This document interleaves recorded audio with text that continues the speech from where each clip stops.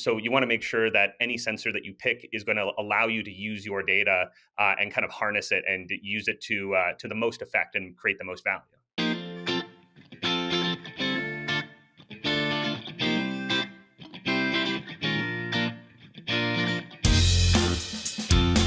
Hello, and welcome to the Swine podcast. I'm Dr. Tara Donovan, your host today, and I have with me Casey Forsyth. Casey is the CEO of FeedFlo. Welcome to our show, Casey. Hey, thanks for having me. Great. So today we're going to talk about something I just learned about preparing for this podcast, interoperability. But before we do that, Casey, could you give us a quick introduction of yourself, kind of your career history, your experience? Yeah, so I'm a computer scientist by training. So I really start off for like a passion about technology and wanting to put that into useful ways into the world. And what I did for the last 10 years is I was essentially an inventor for hire. So I would do different types of projects like in the healthcare space and in the agriculture space, really inventing new technologies based on what people were telling me the problems were in their industry. And as I developed those technologies, one of them, FeedFlo, became a going concern, and we got really excited about it. And so I left that kind of inventor for hire job, and I became the CEO of FeedFlo, and I've been doing that ever since. Great, thank you for that. And so, just tell us a little bit about FeedFlo and what you've been working on before we get started on kind of understanding how that product can be integrated into our business. Yeah, definitely. So FeedFlo is this sensor that goes on top of your 3-inch flex auger, and it measures how many pounds or kilograms of feed are traveling through the pipe. And so what we do with that data for producers is we look for equipment problems in their barn to make sure their pigs always have access to feed. We automate feed deliveries, and then we can even be looking for signals for illness outbreaks. So if there's a drop in consumption, we can make sure people are getting on top of that problem really quickly. Yeah, perfect. So since some of our listeners might just be listening and not be watching the podcast, so Casey showed an example of the device that goes on top of the FeedFlo or the pipe. And so they also have a really good website. You can jump onto their website or Google FeedFlo and you'll find it so you can see the device. So now we're going to jump into that word that I didn't really understand or know about. It was called interoperability. And I think that's intriguing to talk about because that's a bit of a, I wouldn't say issue, but a challenge with these types of systems to integrate into all of our other data, right, that's coming into a barn. So first, tell us about interoperability. What is it? Yeah, so interoperability is really the ability for a product to connect to other products or components and make a larger system. So you could think of a product as being designed either to support interoperability or rather to be proprietary and be closed instead. All right. So give me an example of using that. Give me an example of an interoperable system, I guess. Yeah, so I like to think of technology very broadly and not just being about like smartphones and televisions. So one of the technologies that I think about that's really interoperable in the swine industry is the actual feeding systems that we use today. So the flex auger systems that have been around since the 60s are a great example of an interoperable system that uses lots of different pieces of technology. So for instance, the motors that we use are very similar to, they essentially connect into to the auger and the flighting. And you could think of the way that the bolt pattern on the motors are set up in the shaft of the motor as being like an interface that connects to another piece of the system. And so that lets you go get a motor from a different manufacturer, a different supplier, and still have everything all work together. Right, which I think is really important in this system because I've been in a lot of pig barns and the motors aren't the same and the systems really just, they're different, right, from different areas of the country, Canada, where you're based out of versus the US versus, even other countries that, would have this technology that might be beneficial. Mm-hmm. FeedFlo is changing the way the swine industry sees feed. As the world's only on-pipe feed sensor, FeedFlo tells you exactly how much feed is being delivered to your animals, so you can be sure that every pig in your barn is well fed and growing. With industry-leading precision and up-to-the-minute real-time data and alerts, FeedFlo is a simple and affordable way to improve production outcomes across your organization. Feed is too expensive to ignore. Try FeedFlo today.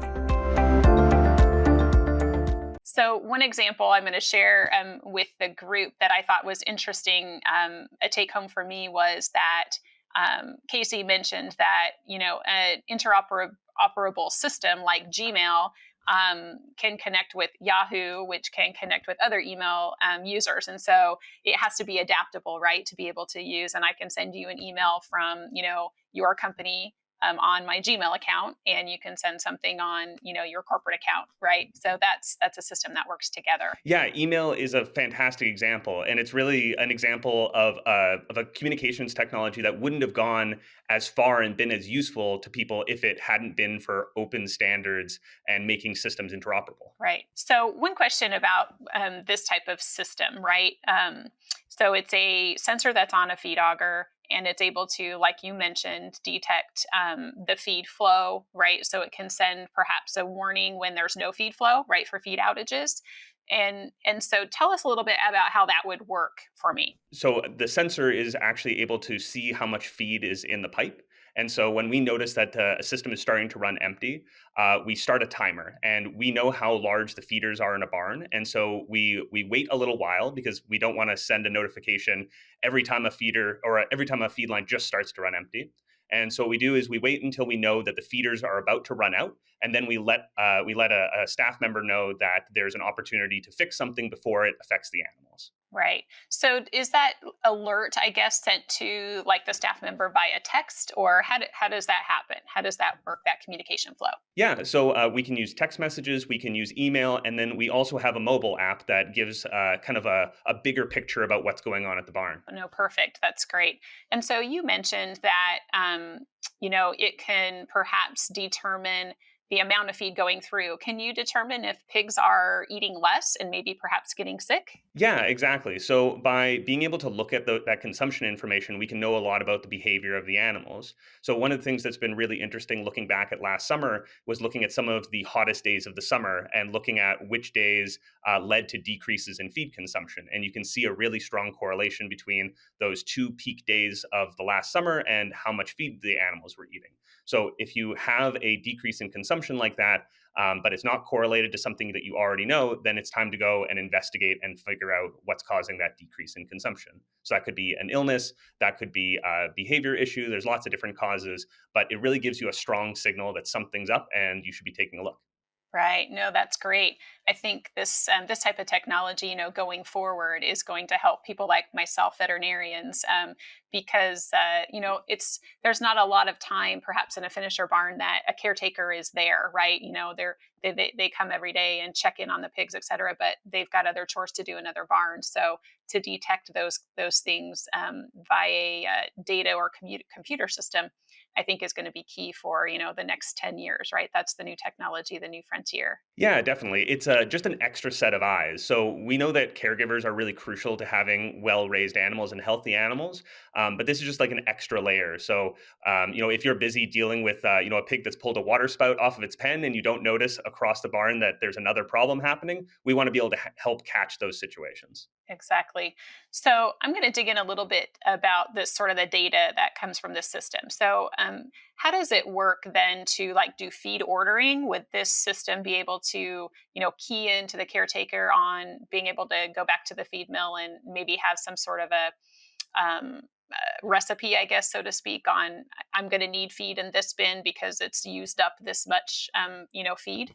Yeah, so what we actually do is we create a virtual feed desk, and that's basically a dashboard showing every day for the next 2 weeks. And when the feed levels drop below a certain level, we will recommend an order. And so that order recommendation can either be something that your feed mill is looking at directly, or if there's someone in between you and your feed mill, then you can show them that interface, and then they can place the orders through that system. So we want to be able to help people without needing to do too much integration or too much upfront work, so that they can try it out. And then if they want to, they can go over to full automation where the system is being looked at by their feed mill and the feed orders are being really just taken right from the data to action without needing any other human steps.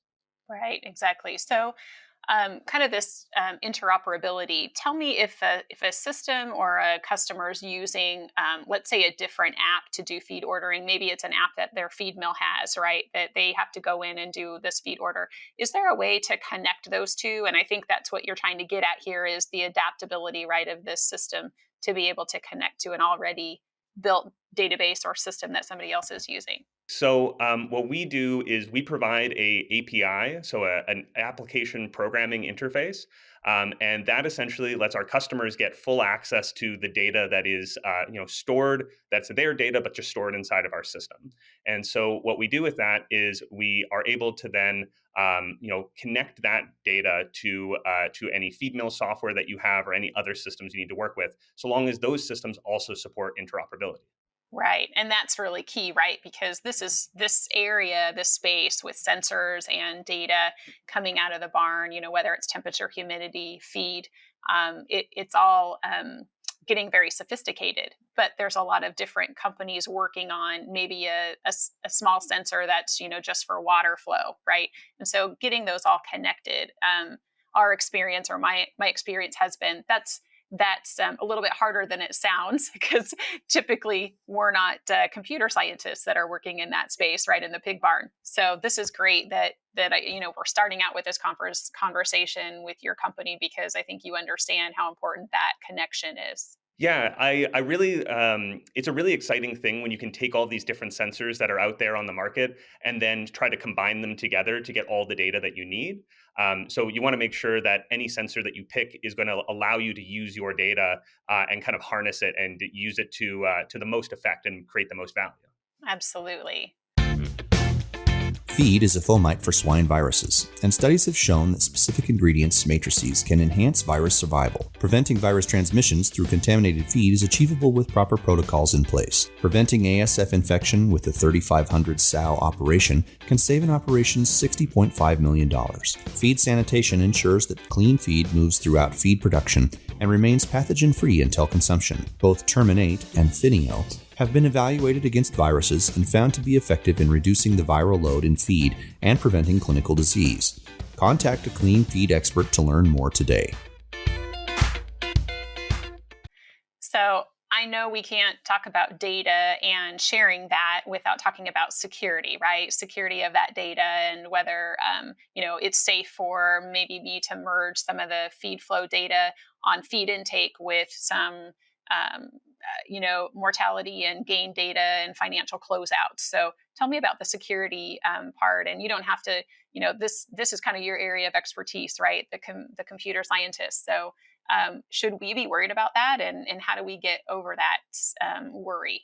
Yeah, it's a healthy worry to have, but I think what's really important is to, just do a little bit to get educated about how to keep your data secure and how to make sure that the companies that you're working with are also treating your data carefully. So, one of the great things about interoperability is that you can find open standards that other people have built and have tested and tried in lots of different places. So, when it comes to making sure that your data is secure, if you are working with a new company and they have a way of accessing your data, you can look for some of those open standards like using encryption and using strong authentication methods to be able to make sure that your data is kept safely inside of their systems. And then I think there's another kind of really interesting aspect to this. If you're working with one company and all of your data is stored with that service provider or that technology partner, the problem can be is that they have access to all of the data about your business, and that might make you feel like you're in a compromised position where they have this extra amount of information about you and are able to use that data to build new products on top of.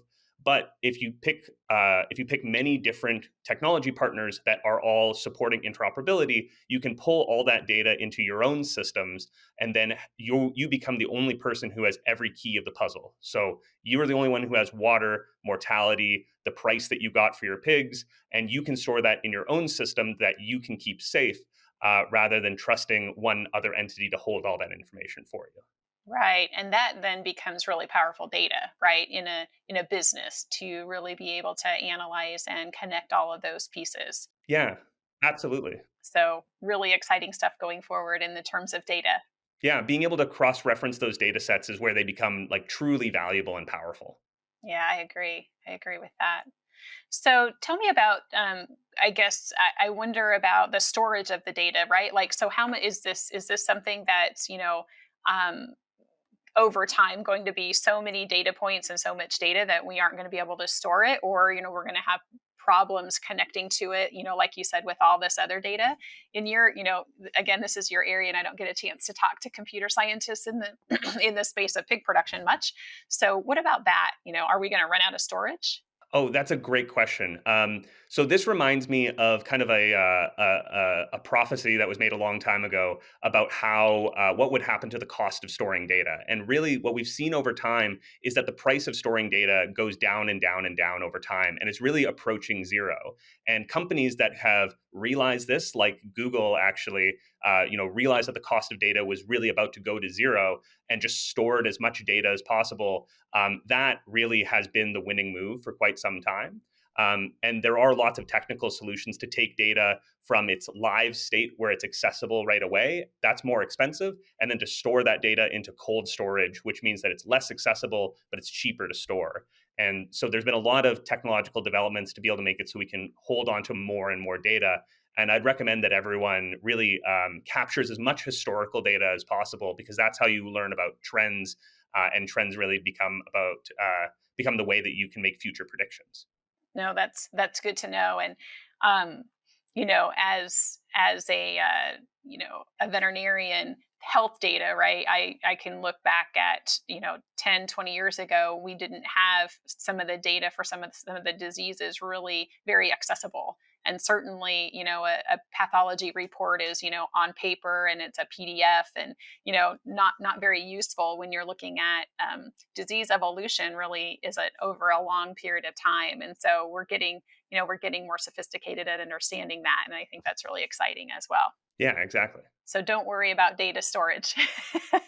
We should keep it all. I understand that feeling though. That's a very common kind of common thought to have, is like, oh, am I going to just have way too much data? And really, we've created such good systems to store it that it's not too much of an issue.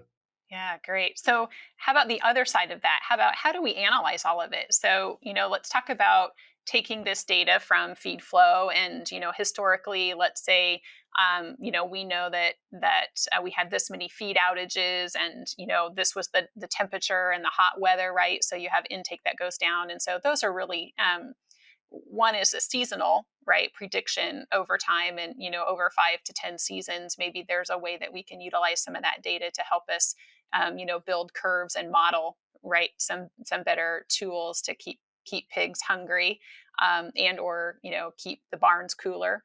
But how do we analyze all of that data? What's your suggestion? What do we use for that? Yeah, so I think that it's really important for people like yourself with subject matter expertise to get right into the data that we have, which really means learning a couple of new skills to be able to take the data that you have in a database, which is just rows and rows and not very easy to understand, and then turn that into visualizations. And so visualizations are a great way of building insights based on subject matter expertise. So that might let you look at, feed consumption and barn temperature and be able to, just visually understand that there's a correlation between the two in certain extreme circumstances. And that can be great for making better management decisions in the next group of animals that come along. Then the next thing that you can do is you can work to turn those visual or those insights into triggers. So that would mean that when you see a pattern coming up that you want to make a change, where you'd want to change what you're doing, that allows you to get a notification or start a new process. So you have to be able to recognize the changing pattern. So when you look at a chart and you easily see something with your human eyes and your human brain, you're really doing very complex pattern recognition. And so that's where machine learning comes in, because you can't look at every chart for every barn, and you can train a computer to see these patterns. And when it says, oh, hey, I see a problem coming, then you can automatically let the right people know, and they can make changes to the barn environment or try to treat those animals to get better results. Yeah, I think that machine learning is, a little bit scary, right? Because you kind of feel, or at least I feel like, what if it's wrong? What if, I had training, I went to school, I went to lectures, right? The old traditional way of learning. And so it's a little bit scary to, can I trust it? But I think it's the way that we're going to be able to sift through all of this data and really make meaningful sense out of it. Yeah, that's it's really important to think about what happens when the opposite of what you want to have happen happens, right? So when you're building a test, I'm sure a lot of people in your audience have a statistics background from the animal health side of things and know about sensitivity and specificity, or true positives, false positives, and true negatives and false negatives. But what essentially it means is that you know when you're building a system that sometimes you're going to be wrong, and you need to think through the consequences of that. So just because you see a decrease in animal consumption doesn't mean that you should go and start treating with a particular medication because for instance, you might be wrong. So maybe the next step is really to get a human set of eyes on it to be able to make a deeper investigation before making a decision. Yeah, exactly. So it doesn't replace the veterinarian or the nutritionist or the computer scientist. It just helps us, right, to make our job easier to sift through all of this in one make the triggers so that this is normal, this is normal. Oh, this is not normal. What happened here? Oh, I just think about it as being a way to scale people's expertise and make it so that you can take the things that you've learned and then apply them to like in a number of animals that a single person couldn't just see themselves. You know, I'm learning about this sort of artificial intelligence, and whether it's Chat GPT or what other there's other systems, right? Is my understanding. So, how do you recommend a person like me, or my peers, or nutritionists, et cetera, in our industry? How do we get educated on how to use these tools? Oh, that's a great question. So, one of the great things about computer programming is that everyone who does computer programming loves to talk about it and loves to share. So, you're going to find lots of resources online where people, show their work and show the way that they've applied machine learning to different data sets. So, you might need to look into other industries for inspiration. Like, you might want to start looking at people who are looking at stock prices and start to use that sort of time series data to inspire what you could do with pigs or with livestock. Now, I think it's really important to choose a set of tools to use. So there are a few common ones that I'm sure people know about. So there's things like Power BI or Tableau, which create visualizations, and now with the boom in machine learning, are also getting into the space of being able to detect those sorts of patterns and then help you make decisions using those. Personally, I learned Python, which is a very generalizable computer programming language, and I use that with a tool that is for research that's called Jupyter Notebooks. And Jupyter Notebooks is like a research notebook that combines code, the visualizations from that code, and then your findings. So it really lets you create a shareable notebook at the end that shows, hey, I did an investigation into this topic. Here was my hypothesis. Here's the data that supports it. And here's what I think we should do next. So that sort of approach, I think, is really positive. And there's a lot of open tools that let you do that. So the reason why I like Jupyter Notebooks is because it's actually a system that is designed to be interoperable and run in many different places. Whereas Power BI and Tableau are proprietary systems that are, really run by one company. Yeah, and I've had that experience where we want to utilize something from the diagnostic lab, that has some of our data, but we use a different system. We might use Power BI and they use Tableau, and so it's been challenging to try to get um, those to kind of talk to each other, or and then you get used to a little bit of the intricacies of a graph or a chart in one system, and it might be different in the other. Yeah, That goes back to the same discussion, right, of interoperable. yeah, exactly. Yeah, that's sort of when you have data in different silos, it can really limit what you're able to do. And I think that's a great example of when you have it in one system and you're working with another group that holds another piece of the puzzle, but you just can't get them to work together, and that can be really frustrating. So, tell me about the. I'm going to just ask some questions about this artificial learning. So, as a scientist, we pride ourselves in trying to make sure that we're reading and utilizing, peer-reviewed articles, that have good science behind them or have good statistics that, you can really trust the data. So, how do we sort that out in this machine learning, space? Is there some sites that are better than others at sifting through the data that's not just opinion, but that's actually more published research? So when you're talking about learning things from a large language model like ChatGPT or some of the other systems that are out there, you do have to be very careful because really what you're looking at is just the next predicted word that it thinks makes the most sense. And you can really get into situations where you think that you're reading something from like an on high, all knowing artificial intelligence, but really it's actually just making things up. And so it's really important to be skeptical about the things that you receive back from a large language model. And I think people are starting to learn that as they experiment with them and try them themselves. So I don't think that the place to start with machine learning for the agriculture industry is to say, how should I raise my pigs better and have ChatGPT give you the answer to that question. There's definitely going to be applications for large language AI. But I think what's really interesting for people in this field is that you can think of the data that you collect, the sensor data that you collect, similarly to how a large language model works. So we've all heard about how large language models need to collect large amounts of data about human speech and human writing to be able to predict the next possible thing. And so what we can do with data from pigs is actually take that sensor data and train a large language model that's going to predict out what the most likely outcome is next. And so that can give us a little bit of a future understanding of what could be happening. But when it comes to validating those models, it's really important to hold on to those statistical ideas that you learned, and for me, it was stats 1000 and 2000. That is where you really prove out if something is truly meaningful and valuable. And so you can take that data, you can project it out into the future, but it's really important to backdate all of that and to use past data to see, was it actually correct? How trustworthy is it? And it won't just be a yes or no answer. It won't be perfect or terrible. It's going to be somewhere in the middle. And then you're going to have to make a decision about whether or not that intelligence is worth it to be able to make decisions in your business. Yeah, that was great. Casey, you made me feel a little bit better about those, concerns that I have. And, having people like you to, help us to work together, right? To help us understand how to utilize these tools that's going to make us better, but still keep the science and keep the integrity, in as well. So, no, that's great. That you've explained it really great. Yeah, it's a really huge opportunity.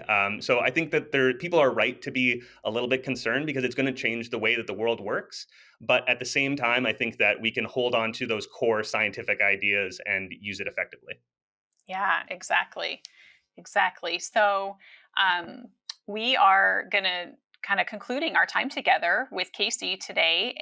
But before we sign off, do you have any final, words of wisdoms or take homes that you want to share kind of to sum up our conversation? I think for people in the livestock industry, what's really important is to stay adaptable and to choose technologies that keep you nimble and able to change direction quickly. So if you pick technologies that are open to let you use your data the way you want to, then I think that there is a lot of opportunity. So the way I think about it is that the future is always evolving in front of us, and it doesn't just arrive in a fully finished state. And so if you keep yourself nimble, then you're going to be able to take advantage of things like AI and machine learning and then apply it and use it as quickly as possible, which is really what makes it all exciting. That's a great summary. So if you have questions for Casey, comments about our show, send those to us on the podcast platform. And also, if you like our show, give us a thumbs up or a like. We always enjoy seeing those. So now, as you know, Casey, we have 3 questions that we ask all of our guests just to get to know them a little bit better, a little bit outside of the topic that we're talking about. So it's time for our famous 3. An animal nutrition technology company offering innovative products and new applications for the swine industry. The combination of AB Vista enzymes, technical services, and nutrition expertise provides the industry with new opportunities to further improve production efficiencies. Fiber is receiving renewed interest due to its influence on the microbiome, and AB Vista has brought together research experts to discuss the industry's knowledge of fiber functionality and to introduce a Stimbiotic, targeted to improve fiber digestion. To request access, contact NAM at abvista.com. That's NAM at abvista.com. The first one is, what's your favorite book or resource that you use in your area of expertise? What's your go-to? I love the answer of a book, so I'm going to go with that. So I really like The Goal. So The Goal is all about manufacturing and about creating systems that have constraints inside of them. And when I started to think about the livestock industry through the language from that book, it really helped me understand the sort of trade-off decisions we need to make when we design livestock systems. So The Goal is, definitely my favorite. Ah, great. I haven't read that one. We'll put it on the list. So, how about something outside computer science or in your current job in an ag field? What about something else? What's a go-to or just some advice for the listeners on maybe a book or a resource they should check out? Oh, definitely. Okay. I can always get stuck into that business mindset, right?